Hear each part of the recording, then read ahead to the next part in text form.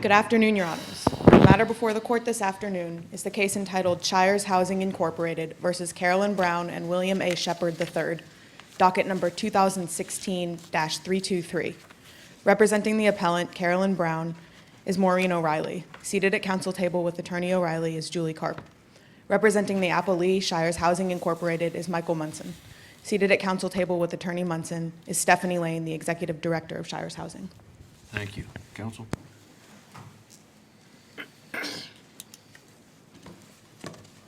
Good afternoon. May it please the court. Good afternoon. My name is Maureen O'Reilly. I work in the Poverty Law Project as a staff attorney in the Rutland Office of Vermont Legal Aid, and I represent Carolyn Brown, the appellant in this matter. Ms. Brown is a mobile home owner. She rents a lot at Shires Housing's mobile home park, Willows Mobile Home Park in Bennington. And she found herself in court facing an eviction from the park for an alleged substantial lease violation without having received prior written notice of tenancy termination. She challenged that with a motion to dismiss. That was denied. The court found that it was lawful for the landlord to do that, in this case, the park owner, and Ms. Brown is arguing that that is a legal error that must be reversed. And we believe it must be reversed for three reasons. First, the statute at play here, which is 10 VSA 6237A3, is ambiguous, and a correct application of statutory interpretation canons, along with deference to the agency that promulgated a rule under the statute it's charged with implementing, requires reversal. Second, reversal is required by this court's previous holdings in ejectment law cases. And finally, the lease itself requires notice as a condition precedent, and therefore there's not really any jurisdiction to hear the case. Can I direct your attention for a moment to subsection 3 of the statute? Because I would like your comment on a construction here. Under subsection 3, it says a substantial violation of the lease terms, comma, of the mobile home park, comma. Why is there a comma between terms and of? What does that mean? Your Honor, I honestly couldn't tell you. It makes no sense. And I think if you look at the Sunset Villas case, which was one of the trial court cases, the trial courts have decided differently on that, and that's why we're here. I think Judge Tour had said that the statute was poorly worded and confusing, and there's really no other indication. It really doesn't make sense. And so it's got to be construed, and this body is the set of people who in the end get to construe it, because there is this confusion among the trial courts. Depending on where you are in the state of Vermont, you'll get a different result. Your case will get dismissed or it won't get dismissed, depending on whether a judge decides it or not. But I can make no sense of it, Your Honor. None. Thank you. If it means, so there's two different ways of understanding that occurring within 6 months. It can either refer to both the non-payment of rent and the violation of lease terms, or solely the non-payment of rent. If it referred to both of them, if that were the theory, then how would we understand how much notice you have to give under subsection 2? Because it says prior to commencing any eviction procedure shall notify the leaseholder of the grounds, and then the subsection B is only dealing with the fact that you have 20 days to cure for non-payment of rent. Well, I would argue in this particular case, there's a lease that dated January 1st, 2015. I believe it's attached to the complaint in the case. It doesn't have an end time, and so rent is due monthly. So I would say that under principles of landlord-tenant law, that it would need a 30-day notice. Principles of landlord-tenant law, meaning residential? No, principles of ejectment law or whatever. Ejectment law. Based So on the period? Yes, Okay. yes, period of the rental. Thank you. Thank you. Now, as I said, the statute is ambiguous. When you're construing a statute, obviously the most important thing is the intent of the legislature. And it's interesting, in looking at the trial decisions, it seems that quite often somebody just says it is plain on its face or it is ambiguous. But what this court has said in the past about where ambiguity exists is when it's capable of more than one reasonable interpretation, and I think that's where we are at here. That also we're also here on an interlocutory appeal, and I think there is substantial grounds for difference of opinion on this, or we wouldn't have different trial courts deciding differently. So it is ambiguous, and we're asking the court to look at the comprehensive legislative scheme of the mobile home park Can I statute. take you, I know you're going there, and I'm pushing you ahead a little bit, but I'm interested very much in the rule. First of all, I'm not sure I understand what the purpose of this rule is. I think you would agree, even though you don't agree with it, the trial court decision, you would agree that it can't control what eviction procedures are going to be. But the fact that it exists can't be the end of the inquiry. It can't be the end of the inquiry. However, the agency is charged under the mobile home park statute very clearly with interpreting or with making rules to deal with the statute, and that specifically Yeah, deals so with I don't, 6237. if they can't make a rule that determines the procedure on eviction, because the procedure on eviction is determined by statute, what is the purpose of having done this rule? I can see, when I went back and looked at it, there were other things you could do rules about. This one seemed to be odd. I think, Your Honor, I would have to say that my understanding of when that rule went into place, the original rule, I think, it just mirrored the language of the statute. Then I believe in 2003, this particular rule went into effect, and I think the purpose was to clarify. So, there must have been some level of confusion about the situation, some level of confusion about that language, and I think that, fits in with the ambiguity, because I think the department felt that there was enough ambiguity. There's been some changes to the rules since then, and no change to that particular rule, but there's also been many, many amendments to the statute, but again, not to this particular part of the statute. And so, given all of that, is the effect of this the same as if there had been a ruling in a case, if that could have happened? I'm not sure it could have here, but there was a ruling in a case by the agency that administers the statute. I think, so in other words, if an enforcement proceeding had been brought, I think it could be, but I'm speculating a little bit about that because I hadn't thought about that question. But I think, the agency is charged with enforcing. It could make a decision. There's all kinds of procedural protections for that. And if that were, I'm not quite sure what the standard is on that, So I think we've said about that we give deference to It's that. deference to the agency. And that's effectively all that you get from the rule. That's correct, Your Honor. It's deference to the agency, which is charged with implementing something which is presumed to be within their kind of bailiwick of intense knowledge on that subject, and that's true across any, agency rules, whether it's this, the Department of Taxes, or whichever other agency. So just what are you saying is the role of the rule in the analysis here? The rule of the rule should be, the court should give deference to that. The court should go by what the rule says, because absent compelling indication of error, compelling indication of error is, there is none here, because the statute, that part of the statute can be read to harmonize with the rest of the statute, to harmonize. It doesn't. So the rule is definitive evidence of the agency's interpretation of the statute. Yes, it is, I And think so. ultimately, we're applying the statute. We're not saying that the rule could trump the statute Oh, in some no, way. no. Right, that was what I was No, getting at. no, Thank you. No, it cannot trump the statute. I'm not gonna say that.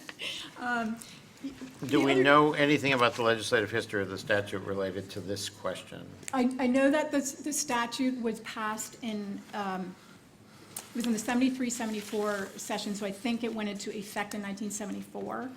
And I think that the legislative history shows that the intent of, the overarching intent of the statute at that time, this wasn't the only provision in the statute that was passed at that time, but the overarching premise was that, mobile home owners, or mobile home residents, not just mobile home owners, but persons living in parks, were subject to some fairly bad conduct on the part of mobile home park owners. So it was, I think, affectionately referred to as a tenant's bill of rights at the time. There were some changes in the language between different versions of the statute, but nothing, I think, that really clarifies for sure this question. And there's nothing, as far as you know, of why the legislature chose different language with respect to the eviction process and the grounds for it between the general eviction law and this statute? Not between that and the general eviction law, as my memory serves me in terms of looking at the history, there was some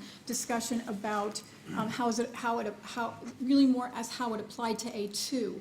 And A2 is where it gives additional warning if you have a non-payment. So you get, A2 is the general rule where you get notified of the grounds for the eviction.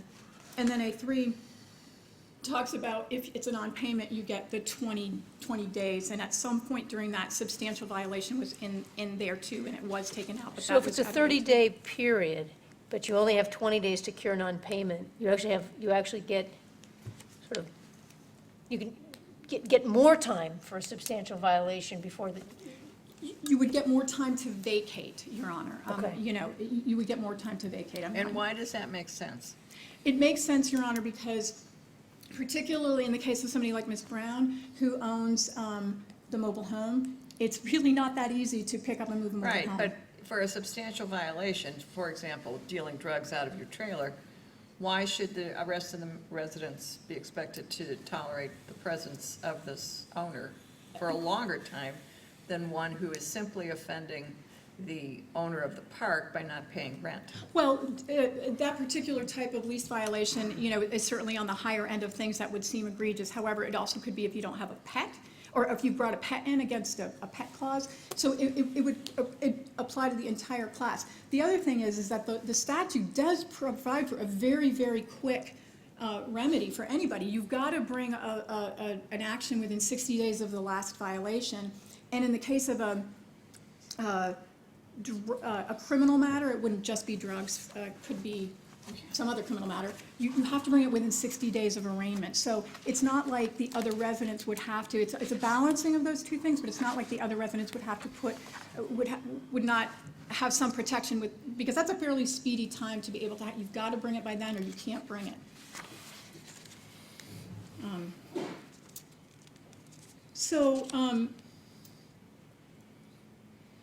Under Andrus versus Dunbar, the court has said in paragraph 15 that if a lease isn't terminated under ejectment law, we know that the procedure for somebody to get in to court under ejectment law is to start by terminating the lease. This is no cause eviction, so it's never going to terminate of its own accord. It can't do that. It's got to be terminated. And without that termination notice, you're coming into court with a lease that hasn't been terminated. So I think that for consistency of purposes of the ejectment statute, the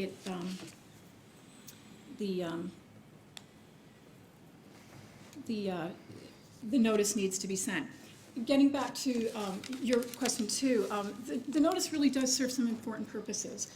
It protects from arbitrary eviction, which is the big problem for. Well, the landlord still has to prove substantial violation, right? This is Landlord just a still- notice provision, so it's the fact that substantial violation has to be proven at all is the main defense to arbitrary eviction, right? Yes, but it gives, yes, and but it gives somebody the opportunity to identify defenses, even if, you know, cases where the accusations could be true, whether an affirmative defense applies. You know, in some cases, somebody could commit a crime because they have a mental illness, and they might be entitled to a reasonable accommodation, and that notice period would give them a chance. It also saves on judicial resources. It doesn't really make sense for somebody to, it doesn't make sense for somebody to just go straight to court. Would you talk for a moment about the notice provision in the lease? Yes, our argument is that the case is not ripe for jurisdiction. We didn't raise that below, and it didn't get raised below. However, what it says is that they must provide the resident with written notice of the reason for the intended eviction, and that goes in with 2A. That seems to come from 2A, but there's nothing in there that seems to exempt for later violations. So I think the lease provides for a higher amount. It's a condition precedent that wasn't met, and we're asking you to dismiss if for no other reason on that ground alone. But that wasn't raised below. It was not raised below. It can be raised on appeal Thank you. If it's jurisdictional. if it's jurisdictional. Thanks very much. Counsel?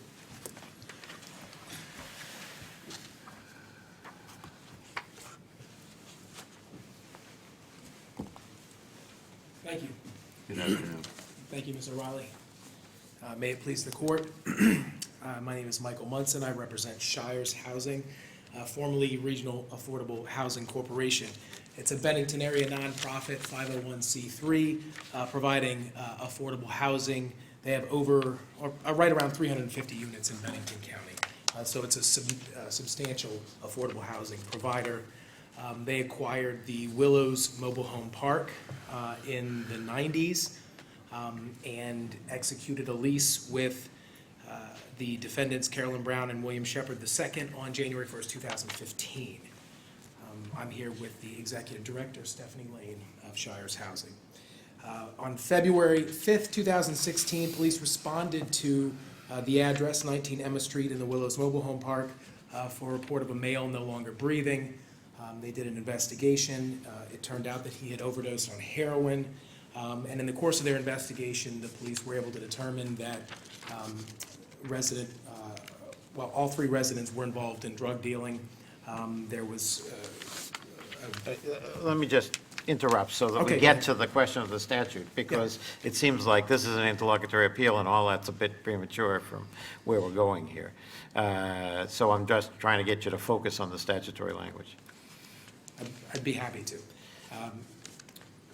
The statute at issue here, we believe it's clear and unambiguous and should be read and enforced according to its terms. Justice Okay, if Eaton it's asked, clear and unambiguous, tell me what that first comma means. I was just about to address that.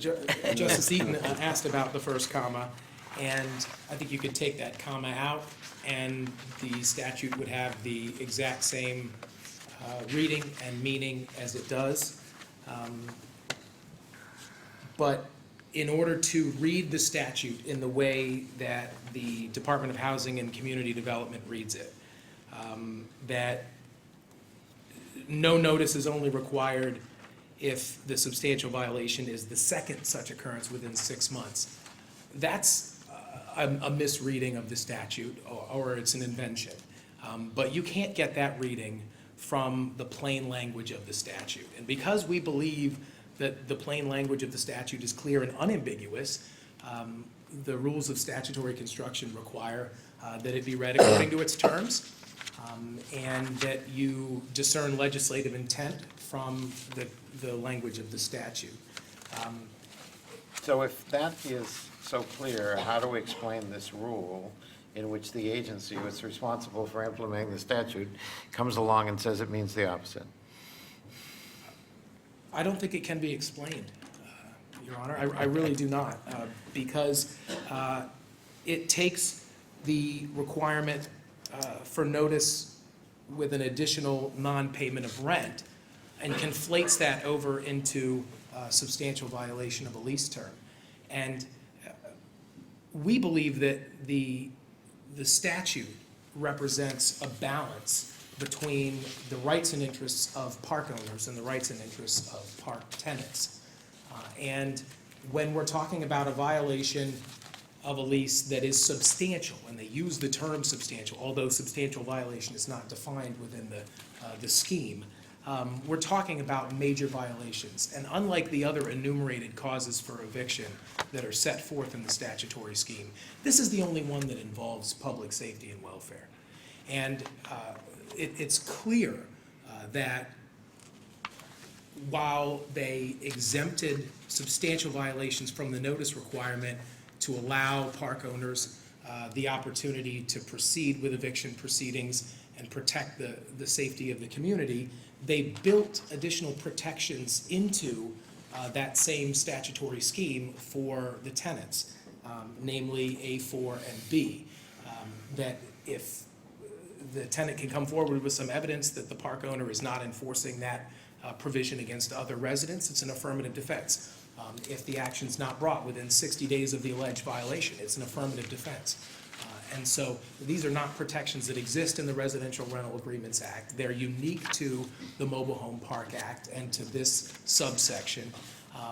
And we believe it's clear that they're meant to mediate between the interest of the park owner in protecting the safety of the community and the interest in the tenant of being free from arbitrary eviction. this may be just one of these sort of arguments, because when I look at this, when you say it's plain on its face, a substantial violation of the lease terms, let's forget about that first comma, of the mobile home park, or an additional non-payment of rent occurring within 6 months of the giving of notice. How is it so apparent that the occurring within 6 months modifies only the non-payment of rent rather than either of those two preceding alternatives? Well, there would have to be, in order for that reading of the statute to prevail, there would have to be a comma between the words rent and occurring, in order to make it clear that that clause was applying to substantial violation of the lease terms. Maybe that's where they meant to put the first comma. I had It just got in the wrong spot. And maybe I've read more statutes than you have, but going on a comma makes me nervous. Well, this reminds me of a wonderful book about punctuation. You may have read. Eats, shoots, Have you and sent leaves. that up Have to the legislature? you read this book? Eats, E.B. Shoots, and White, Leaves, ladies. the zero tolerance approach to punctuation. The book's all about careful punctuation. The title is a famous example of ambiguity, as in the panda eats, shoots, and leaves, which has two very different connotations depending upon whether there's a comma after eats. So, And let's the eat, comma's not here. let's eat grandma. You need a comma there, or I get nervous. So But I don't know why you're ignoring subsection 2. I think it is clear on its face. Prior to the commencement of any eviction proceeding, the park owner shall notify the leaseholder by certified or registered mail, except as provided in subdivision 3. Subdivision 3, substantial violation of the lease terms. I agree.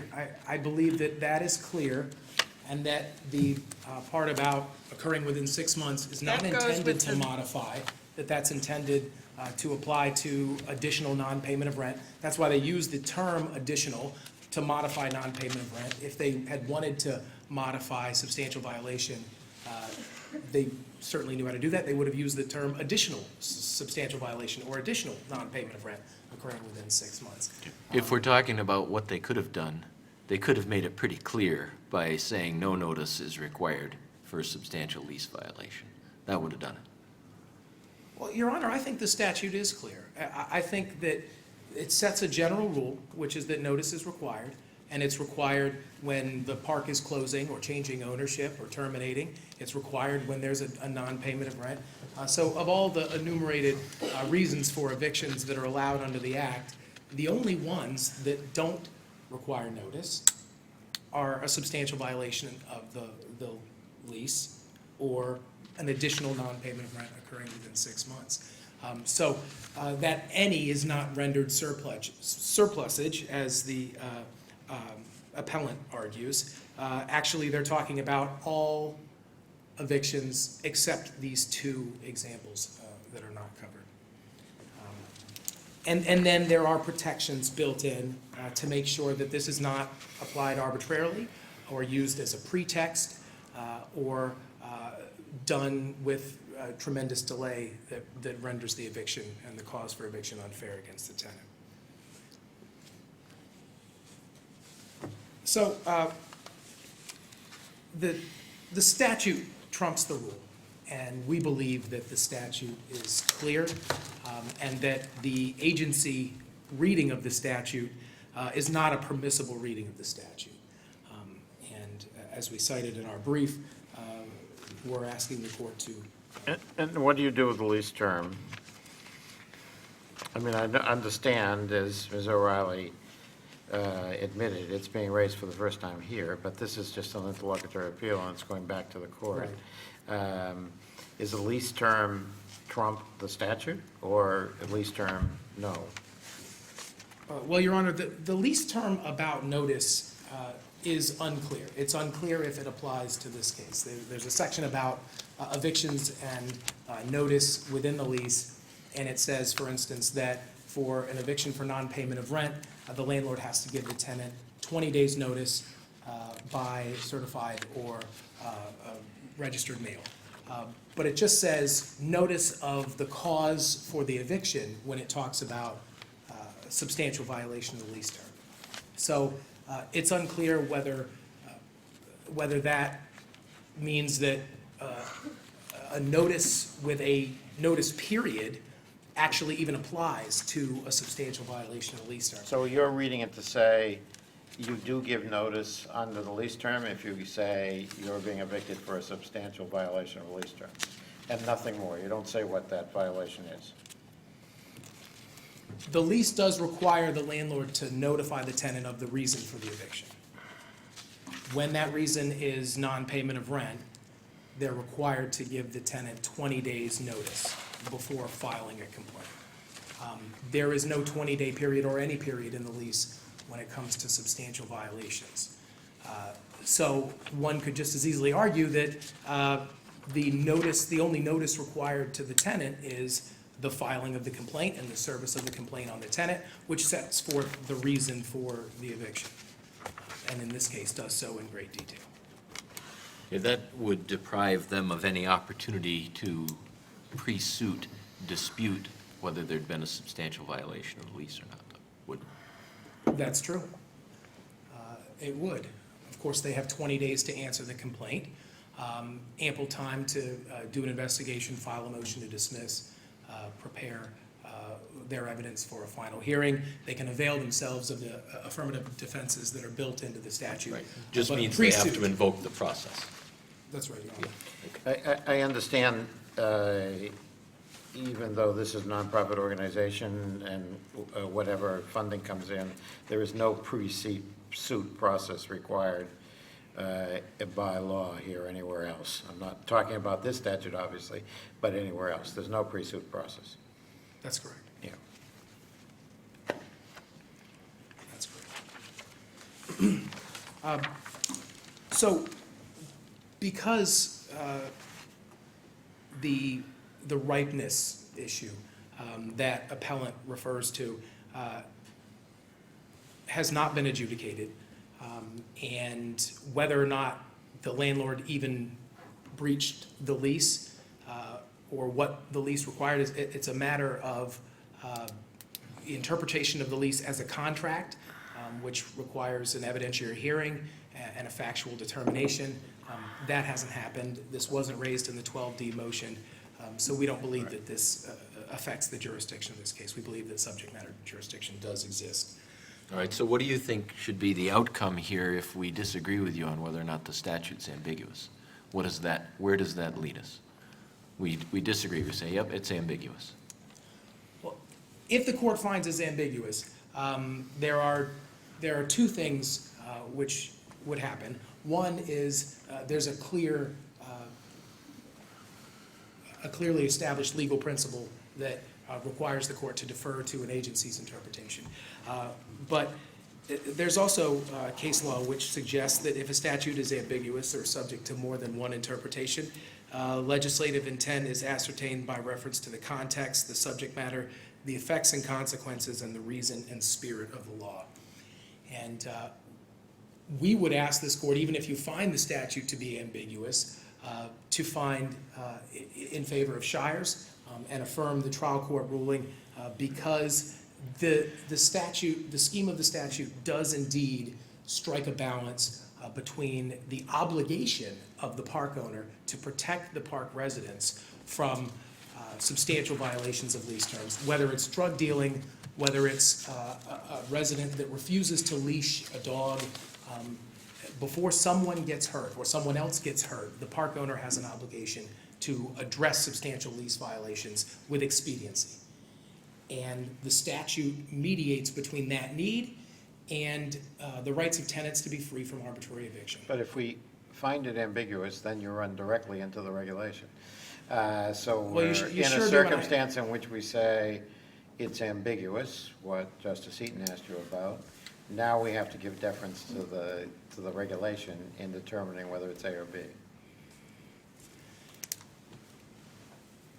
I am not aware of any law which establishes a hierarchy of, if a statute is ambiguous, then the agency regulation trumps all of the other methods of statutory analysis or statutory construction. I could be wrong about that, I didn't specifically research it, but I believe this court has to apply all of the other